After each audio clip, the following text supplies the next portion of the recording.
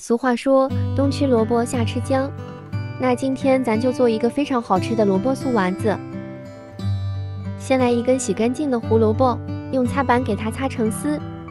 再来上半根青萝卜，也是同样给它擦成丝。如果你家里人口比较多，那就多擦点。萝卜丝里边加入适量的盐，用筷子搅拌一下，腌半个小时，把里边的水分给炸出来。时间到了，看一下里边还是炸出来挺多水的，萝卜丝里边还是有很多水分的。我们用手使劲给它攥，把里边的水分都给攥出来。如果擦的萝卜丝比较长的话，可以放案板上切几刀，让它稍微短一点，这样炸出来的丸子就不会张牙舞爪的。里面加入一点点姜末，放适量的葱花，再来半勺五香粉。丸子能够松软的关键来了，来半个馒头，把它弄成碎屑。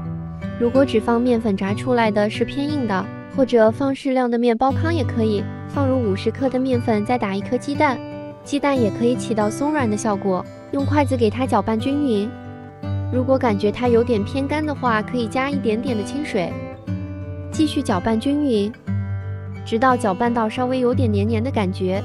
如果想要丸子更好看，我们给它可以团成小圆球。再来准备炸丸子，油温大概5成热下入丸子，改成小火慢慢炸。如果火太大的话，外边很容易焦了，而且里边不熟。等炸到稍微定一下形，用漏勺给它轻轻的拨动。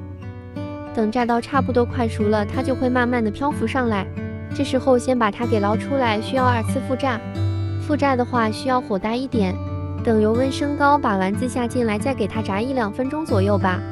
等表皮变得焦黄了，我们先把它捞出来，放在厨房这里边吸一下油，我们的素萝卜丸子就做好了。